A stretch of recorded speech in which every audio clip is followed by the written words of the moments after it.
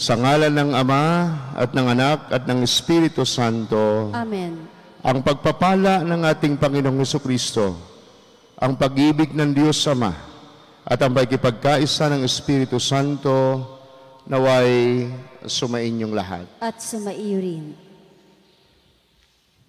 Mga kapatid, tinipon po tayo bilang mga kaanib ng angkan ng Diyos. Kaya dumulog tayo sa ating maawaing Panginoong nagpapatawad ng lubos.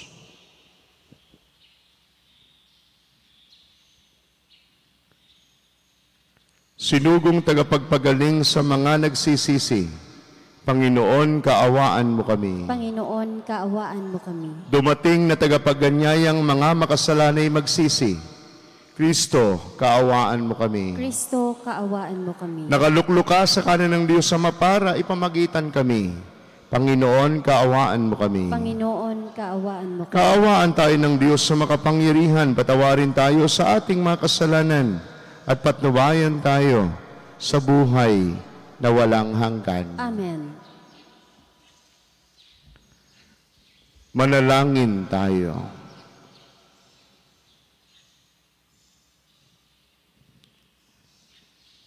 Ama naming makapangyarihan, pinili mo ang mahihina sa turing ng sanlibutan upang hiyain ang mapagmalaking malalakas.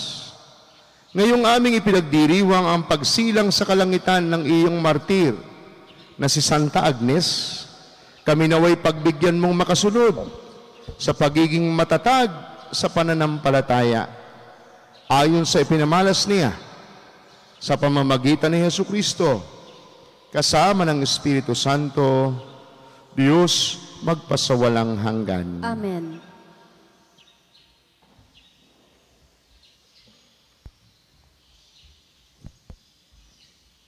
Pagbasa mula sa unang aklat ni Samuel.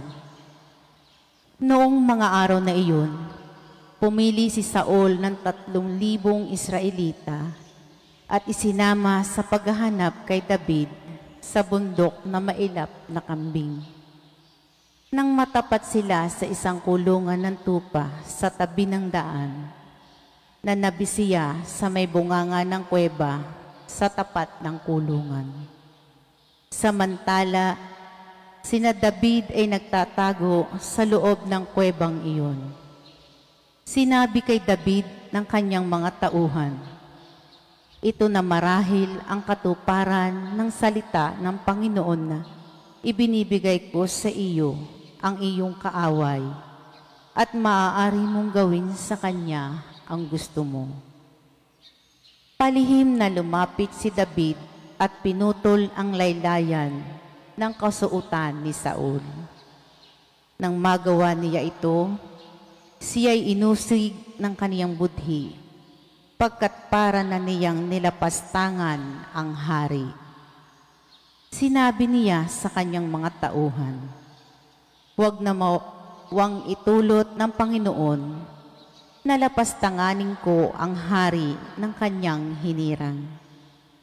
At napakiusapan niya ang kanyang mga kasama na huwag galawin si Saul.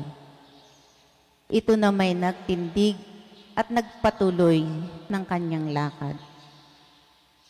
Nang malalayo-layo na si Saul, lumabas ng kuweba si David at humiyaw, mahal kong hari.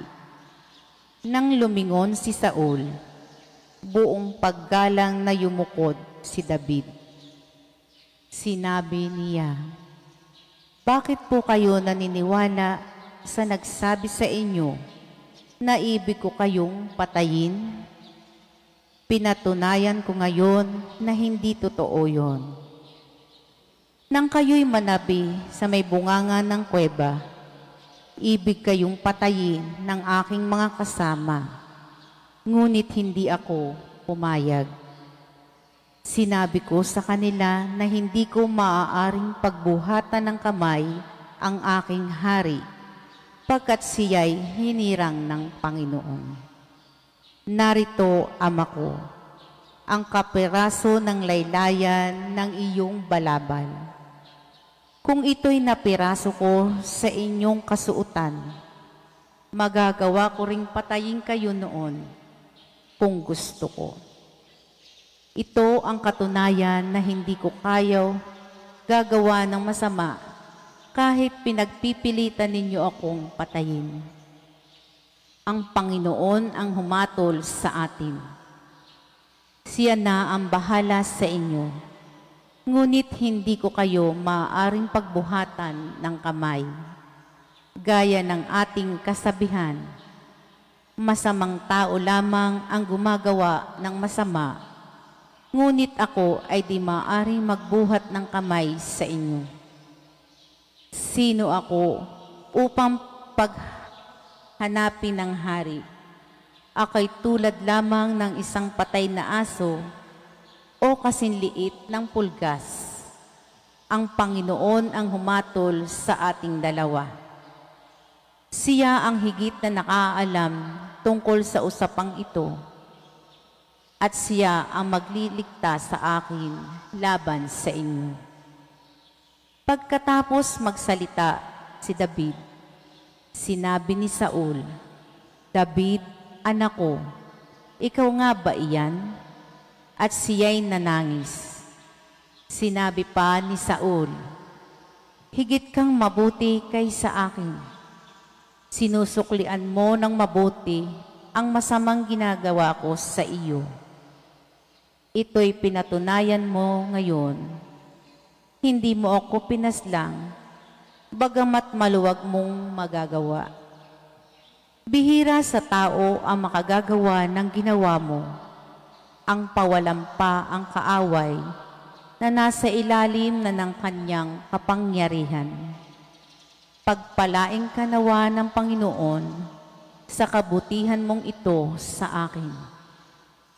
Ngayon, alam kong ikaw ay magiging hari ng Israel at natitiyak kong mapapanatag ang bansang ito sa ilalim ng iyong pamamahala." Ang salita ng Diyos. Salamat sa Diyos. Salmong tugunan. Poon kami kaawaan at lagi mong kahabagan. Poon kami kaawaan at lagi mong kahabagan. Mahabag ka, O aking Diyos, ikaw sana ay mahabag. Sa'yo lumalapit upang ako ay maligtas.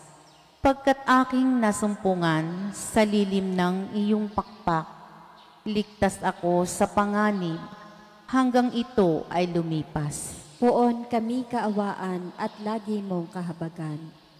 Yung aking tinatawag, ang Diyos sa kalangitan, ang Diyos na nagdulot ng lahat kong kailangan. Magmula sa kalangitan, diringgin ang aking hibik. Ang lahat ng kaaway ko'y lubos niyang magagahis.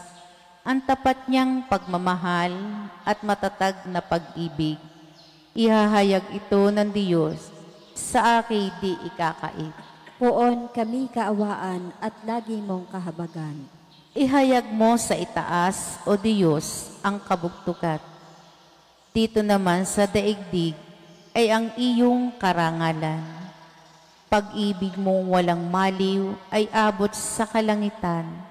Nadarama sa itaas ang lubos mong katapatan. Poon kami kaawaan at lagi mong kahabagan.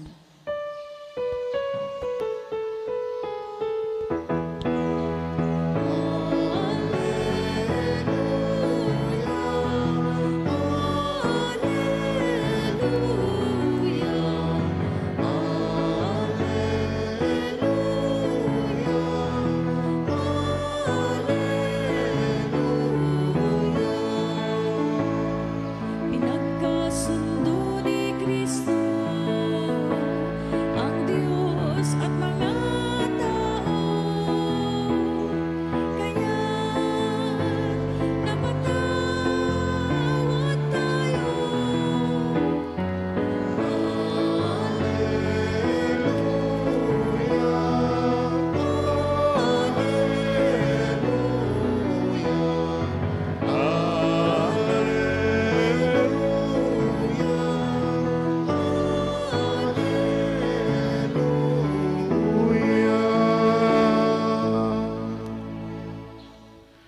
Sumainyo ang Panginoon. At sumaiyo rin.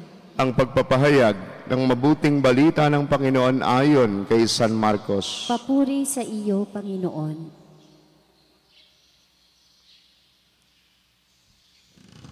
Noong panahong iyon, umahon si Jesus sa kaburulan kasama ang kanyang mga pinili. Humirang siya ng 12 na tinawag niyang mga apostol upang maging kasakasama niya. Suguing mangaral at bigyan ng kapangyarihang magpalayas sa mga demonyo. Ito ang 12 hinirang niya. Si Simon na tinagurian niyang Pedro, si Santiago at si Juan na mga anak ng Zebedeo. Sila'y tinagurian niyang Boanerges na ibig sabihin mapupusok. Sina Andres, Felipe, Bartolome, Mateo, Santiago na anak ni Alfeo at Tadeo, si Simon na makabayan, at si Judas Iscariote na siyang nagkanulo sa kanya.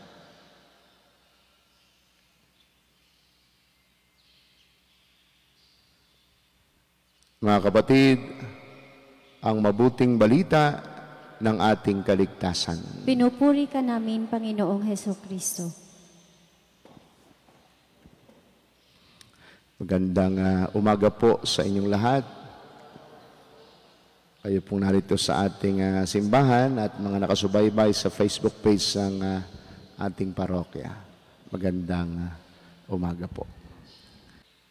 Isa sa mga unang-unang santa ng ating simbahan, itong si Santa Agnes na namatay para sa pananampalataya noong 3 siglo bilang isang dalagitang 12 taong gulang pa lamang. Kaya kung may mga nanonood o hindi man natin kasama dito sa ating simbahan, ang nanonood online sa live streaming ng mga bata, mga dalagita. Yan. Isang magandang huwaran ng ating santa sa araw na ito. Ang kanyang pagiging sobrang bata upang magbigay patunay sa kanyang pananampalataya ang isang dahilan ng kanyang mabilis na pagiging tanyag sa mga unang Kristiyano. Isa pang katangi na Santa Agnes ang kanyang pagiging isang bata. Tinatawag na ba natin yung 12 years old na dalaga, o dalagita? May malinis na puso para lamang sa Panginoon na kanyang itinuring na kabiyak ng puso at tanging mamahalin sa kanyang buhay. Ito po yung sinabi niya doon sa anak ng gobernador na pagano na nagtangkang gawan siya ng masama. Kahit nakatakot-takot na pahirap ang kanyang pinagdaanan, buong puso niya itong ihirap at buong tapang niya itong pinagwagian. Isa siya sa pinakabantog na santa ng ating simbahan na binabanggit sa Roman Canon ng Misa. Kapag po yung ginagamit natin ay yung Eucharistic one, yung mahaba, yung during the time of consecration.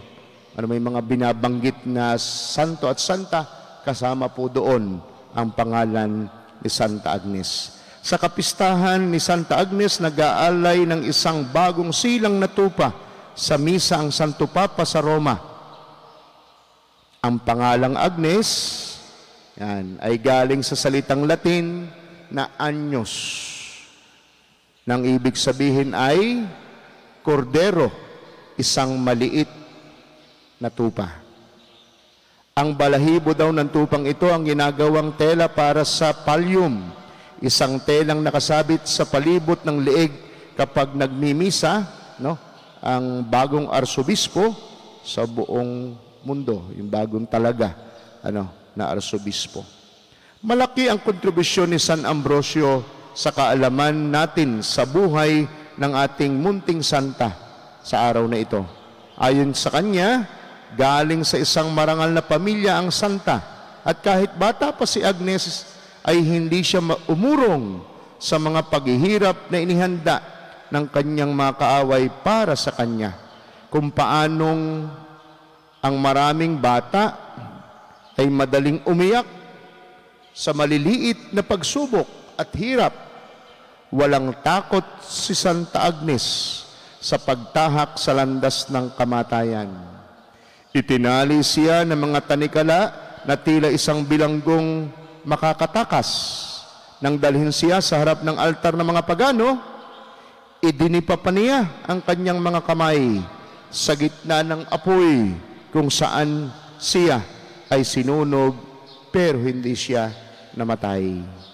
Bukod sa pagsunog sa kanyang katawan, pinugutan ng ulo si Santa Agnes at ito ang kanyang ikinamatay noong taong 304. Si San Agustin at ang iba pang mga manunulat at pantas ng ating simbahan ay naglahad din ng mga kwento at papuri para kay Santa Agnes na nagwagi ng 2 pagkamartir bilang dalisay at malinis na berhen, dalaga, at bilang saksi sa pananampalataya kay Kristo. Kaya kahanga-hanga po, kahanga-hanga ang pananampalataya ng ating santa sa araw na ito, isang bata, isang dalagita na sa kanyang murang isipan ay nag-alay ng kanyang buhay. Kaya sabi ko sana maging halimbawa siya sa ating mga kabataan, na hindi pwedeng sabihin bata pa ako, wala pa akong magagawa. Meron na. Lalo tigit para sa ating pananampalataya.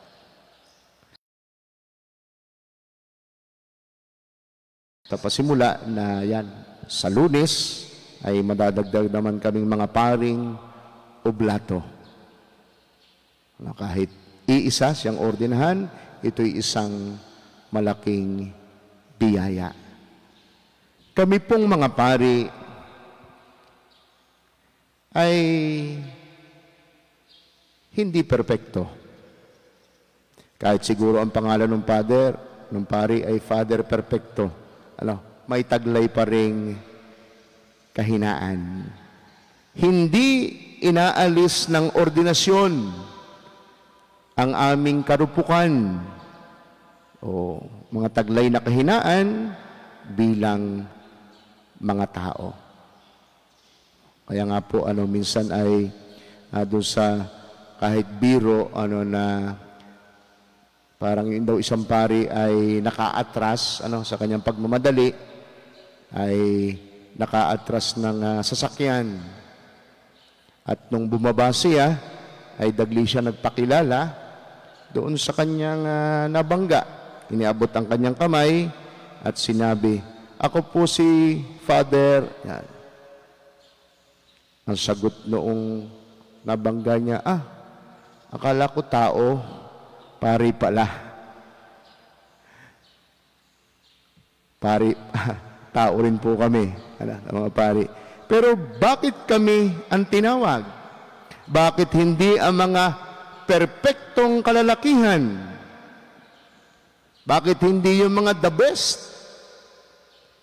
Tiyak na may dahilan ang Diyos. At ito po ang ating napakinggan sa ating mabuting balita sa araw na ito. Ang pagpili ng Panginoong Hesus sa mga apostoles. At anong kanyang dahilan sa pagpili sa kanila? Upang maging kasama niya, suguing mangaral at bigyan ng kapangyarihan. Pero sa kanilang kapanahunan, hindi po sila yung mga the best. Sila ay mga ordinaryong mamamayan. Sila'y mahihina rin Halimbawa, mapusok si San Pedro. Itinatwa pa niya ang Panginoon. Maniningil ng buwis si Mateo. Ambisyoso ang magkapatid na Santiago at Juan. Mapag-alinlangan si Tomas. Higit sa lahat, may isang taksil. Ang tanong nga po, nagkamali kaya ang Panginoong Hesus sa isang ito, sa kanyang pagpili? Hindi po nagkamali ang Panginoon. Siya, si Judas, ang nagkamali sa kanyang desisyon. Bakit sila ang tinawag? Bakit sila ang hinirang? Una, tinawag ni Jesus ang mga mahihina upang huwag silang umasa sa kanilang sariling lakas at sa halip ay umasa at sumandig sa Diyos na siyang dapat maging ugat ng kalakasan. At ikalawa, ang mahihina ay mas makauunawa sa kapwang may taglay ding kahinaan. Kung ang isang lingkod ay walang kapintasan, kung ang isang lingkod ay talagang perpekto, kung taglay na niya lahat ang magagandang katangian, aasa pa kaya siya sa Diyos? O sariling lakas at diskarte na lamang ang kanyang aasahan? Hindi niya mararamdaman ang pangangailangan sa Diyos, sapagkat alam niya sa kanyang sarili na nasa kanya ng lahat. Kaya mawawala na yung kapakumbabaan. Hindi na siya aasa sa iba. At higit sa lahat, hindi na siya aasa sa Diyos. Marahil ay sinadya ng Panginoon na piliin ang mga walang lakas at kapangyarihan upang malantad ang kanyang tulong at pagpapala. Kalimitan po kapag bagong ordina at ito'y masasaksihan natin, lalo tigit sa tinatawag na kantamisa, sa kanyang kauna-unahang misa, laging sinasabi ng isang bagong pari, hindi ako karapat-dapat.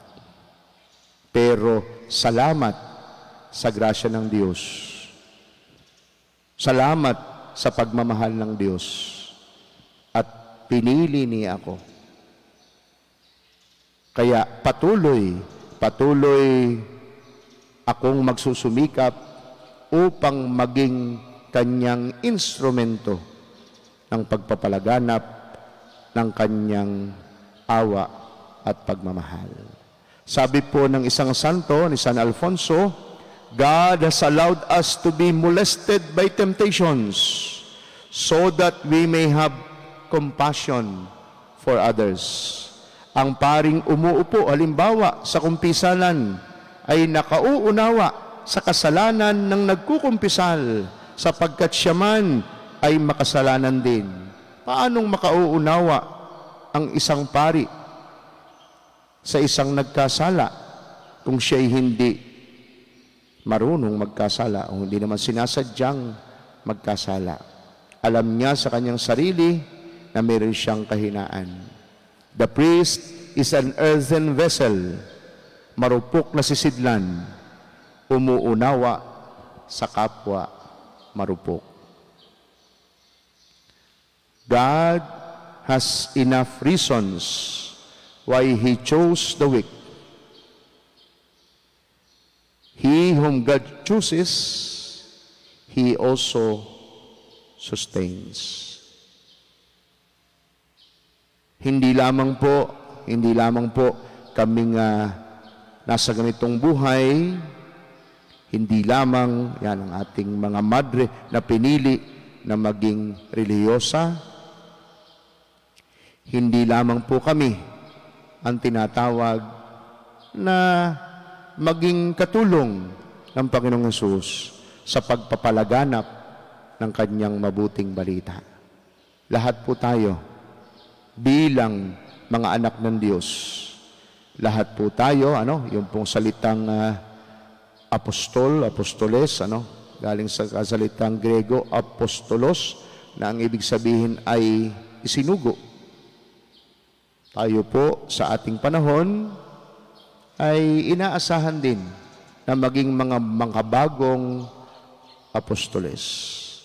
At sa inspirasyon po, sa inspirasyon ng ating santa sa araw na ito, naway maging masigasig din tayo sa pagsasabuhay at pagpapalaganap ng ating pananampalataya.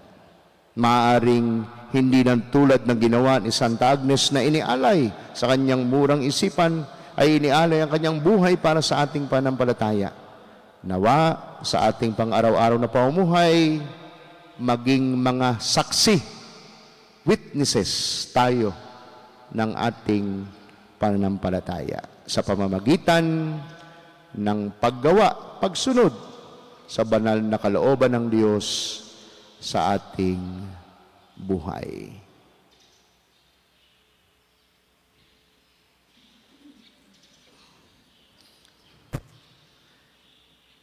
Bilang banal na bayan na tinawag ng Diyos sa iba't ibang pamamaraan upang ipalaganap ang mabuting balita ng kanyang paghahari, piluhog natin ang ating mga pangangailangan sa Ama na nag-aaruga sa atin. Sa bawat pagsamo, ating sabihin, Diyos na tumawag sa amin, ibahagi mo sa amin ang iyong kapangyarihan. Diyos na tumawag sa amin, ibahagi mo sa amin ang iyong kapangyarihan. Ang mga tinawag sa simbahan na mamuno sa bayan ng Diyos, naway magkaroon ng tapang na ipalaganap ang Ebanghelyo ni Hesukristo saan mang sulok ng mundo. Manalangin tayo sa Panginoon. Diyos na tumawag sa amin, ibahagi mo sa amin ang iyong kapangyarihan. Ang mga naghahanap sa Diyos, naway matagpuan nila ang kaliwanagan at buong kaloobang tumugon sa paanyaya ng Diyos na makasama niya. Manalangin tayo sa Panginoon. Diyos na tumawag sa amin, ibahagi mo sa amin ang iyong kapangyarihan. Ang mga kabataan, naway marinig at makilala nila ang tinig ni Kristo na tumatawag sa kanila sa buhay na paglilingkod. Manalangin tayo sa Panginoon. Diyos na tumawag sa amin, ibahagi mo sa amin ang iyong kapangyarihan. Ang mga may sakit, naway tumanggap ng kasiyahan at lakas mula sa mga nag-aaruga sa kanila. Manalangin tayo sa Panginoon. Diyos na tumawag sa amin, ibahagi mo sa amin ang iyong kapangyarihan. Sa ating mga mahal na yumao, naway makapahinga sa kapayapaan ni Kristo sa kanyang kaharian. Manalangin tayo sa Panginoon. Diyos na tumawag sa amin, ibahagi mo sa amin ang iyong kapangyarihan. Diyos sa masalangit, tinawag mo kami mula sa mga ordinaryong pagkakataon sa aming buhay. Hayaan mo na bigyan kami ng iyong espiritu ng lakas na bigkasin. Panginoon, narito ako upang sundin ang kalooban mo. Hiling po namin ito sa ngalan ni Kristong aming Panginoon. Amen.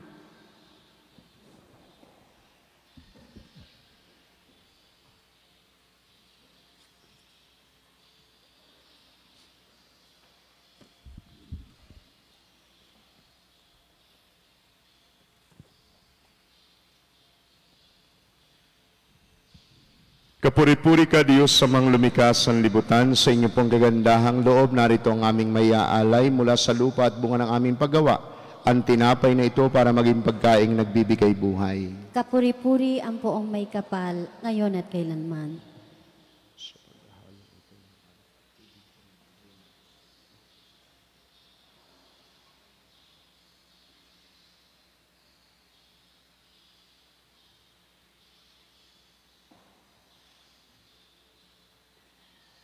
Kapuri-puri ka, Diyos, sa mga lumikha sa libutan. Sa inyo pong gagandahang loob, narito ang aming mayaalay mula sa katas ng ubas at bunga ng aming paggawa ang alak na ito para maging inuming nagbibigay ng iyong Espiritu. Kapuri-puri ang poong may kapal, ngayon at kailanman. Tanggapin mo po ang pagsisisi bilang handog upang kayo.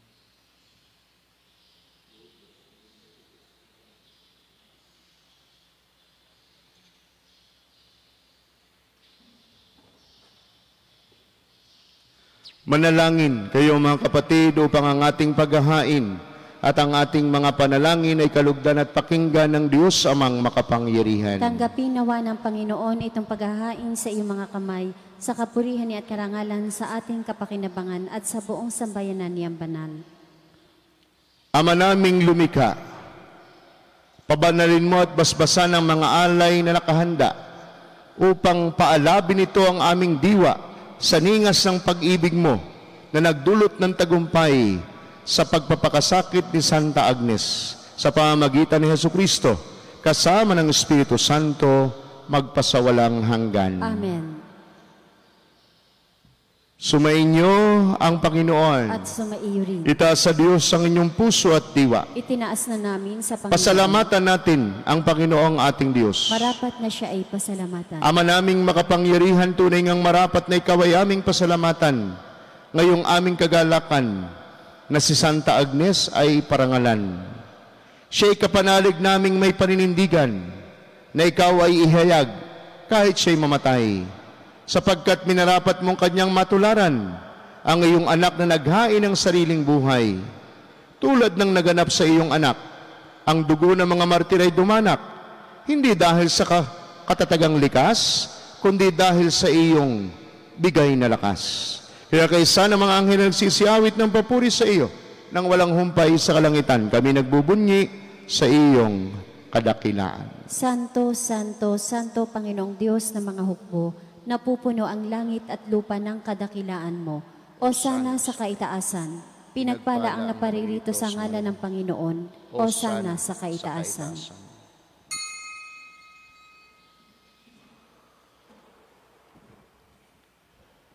Ama naming banal, ikaw ang bukal ng tanang kabanalan.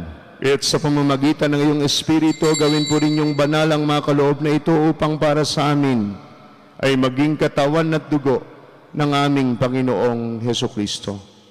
Bago niya pinagtiis ang kusang loob na maging handog, hinawakan niya ang tinapay, pinasalamatan kaniya, pinagati-hati niya iyon, iniabot sa kanyang mga alagad at sinabi, tanggapin ninyong lahat ito at kanin, ito ang aking katawan na ihahandog para sa inyo.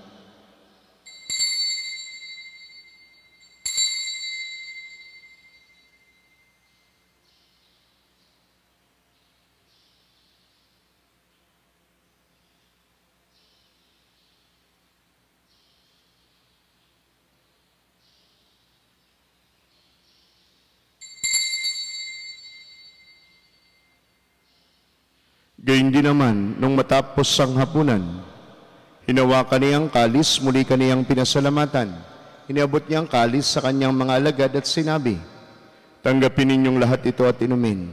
Ito ang kalis ng aking dugo ng bago at walang hanggan tipan.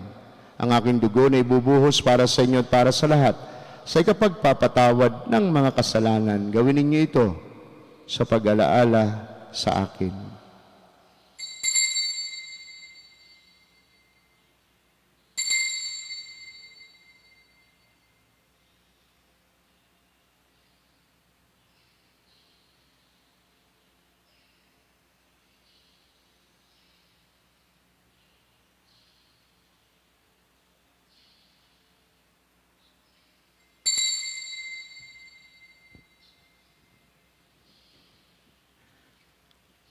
Ipagbunyi natin ang misteryo ng pananampalataya. Si Kristo'y namatay, si Kristo'y nabuhay, si Kristo'y babalik sa wakas ng panahon. Ama, ginagawa namin ngayon ang pag-alala sa pagkamatay at muling pagkabuhay ng iyong anak. Kaya tiniaalay po namin sa iyo ang tinapay na nagbibigay buhay at ang kalis sa nagkakaloob ng kaligtasan. Kami nagpapasalamat dahil kami iyong minarapat at tumayo sa harap mo para maglingkod sa iyo. isinasamo po namin kaming mga magsasalo-salo sa katawan at dugo ni Kristo'y mabuklod sa pagkakaisa sa pamamagitan ng Espiritu Santo. Ama, lingapin mong iyong simbahang laganap sa buong daigdig. Puspusin po ninyo kami sa pag-ibig.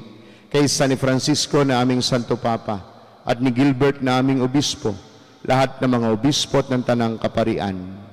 Alalahanin po ninyo ang mga kapatid naming nahimlay na nang may pag-asang sila'y muling mabubuhay, gayon din ang lahat ng mga pumanaw, lalo tigit silang malalapit sa aming buhay.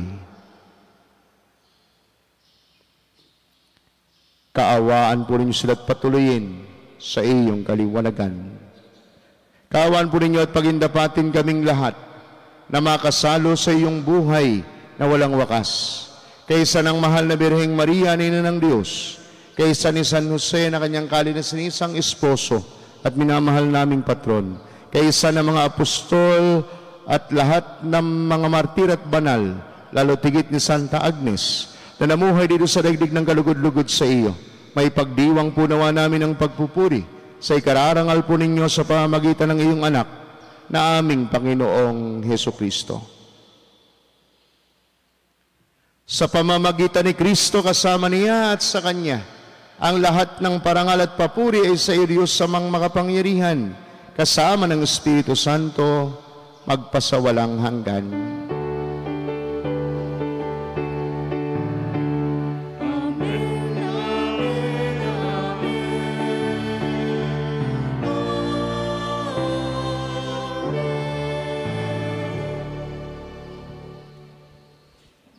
Sa tagubili ng mga nakagaling na utos at turo ni Jesus sa Panginoon natin at Diyos, ipahayag po natin ang lakas loob. Ama namin, sumasalangit ka, sambahin ang ngalan mo, mapasa amin ang kaharian mo, sundin ang loob mo dito sa lupa para nang sa langit. Bigyan mo kami ngayon ang aming kakanin sa araw-araw, at patawarin mo kami sa aming mga sala para ng pagpapatawad namin sa nagkakasala sa amin, at huwag mo kaming ipahintulot sa tukso, at iadya mo kami sa lahat ng masama. Inihiling po namin kami adiya sa lahat ng masama, pagkalooban ng kapayapaan araw-araw, iligtas sa kasalanan, at ilayo sa lahat ng kapahamakan, samantalang aming pinananabigan ng dakilang araw ng pagpapahayag ng tagapagligtas naming si Jesucristo. Sapagkat iyo ang kaharian, ang kapangyarihan at ang kapurihan, magpakailanman. Amen. Panginoong Jesucristo, sinabi mo sa iyong mga apostol, kapayapaan ang iniiwan ko sa inyo, ang aking kapayapaan ang ibinibigay ko sa inyo. Tunghayan po ninyo ang aming pananampalataya at huwag po naman ang napakarami naming mga pagkakasala. Pagkalooban po ninyo kami ng kapayapaan at pagkakaisa, lalo tigit sa loob ng aming mga tahanan ayon po sa inyong banal na kalooban, kasama ng Espiritu Santo, magpasawalang hanggan. Amen. Ang kapayapaan ng Panginoon naway laging sumainyo. At sumaiyo rin. Magbigay at manghangad po tayo ngayon ng kapayapaan sa isa't isa. Kordero ng Diyos na nag-aalis ng mga kasalanan ng sanlibutan, maawa ka sa amin. Kordero ng Diyos na nag-aalis ng mga kasalanan ng sanlibutan, maawa ka sa amin. Kordero ng Diyos na nag-aalis ng mga kasalanan ng sanlibutan, ipagkaloob mo sa amin ang kapayapaan.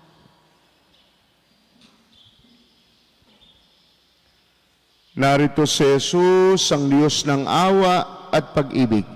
Siya ang Diyos sa sumasa atin, malapit sa ating piling. Mapapalad kayong manakikibahagi sa kanyang banal na piging. Panginoon, hindi ako karapat-dapat na magpatuloy sa iyo, ngunit sa isang salita mo lamang ay gagaling na ako. Ang katawan ni Kristo. Amen.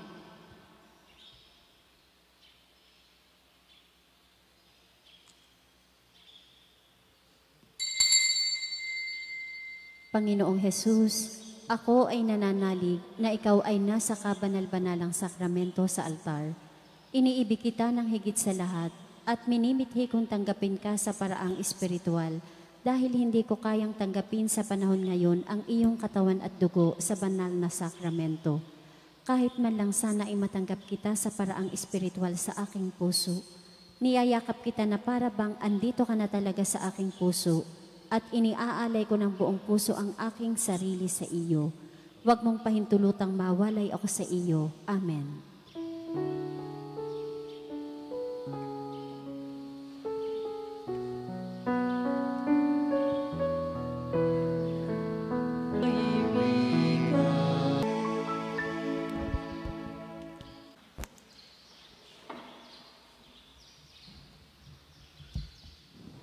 Manalangin tayo. Ama naming mapagmahal, ang tinanggap naming banal na paikinabang ay makapagdulot nawa sa amin ng katatagan na nagkaloob ng katapatan sa paglilingkod at tagumpay sa pagtitiis ng pagsubok sa iyong martir na si Santa Agnes sa pamamagitan ni Jesucristo kasama ng Espiritu Santo, Diyos magpasawalang hanggan. Amen. Sumainyo ang Panginoon. At sumaiyo rin. Pagpalain po kayo at ingatan kasama ng inyong mga pamilya at mga mahal sa buhay ng ating makapangyarihan, mapagmahal at mawaing Diyos, Ama at Anak at Espiritu Santo. Amen.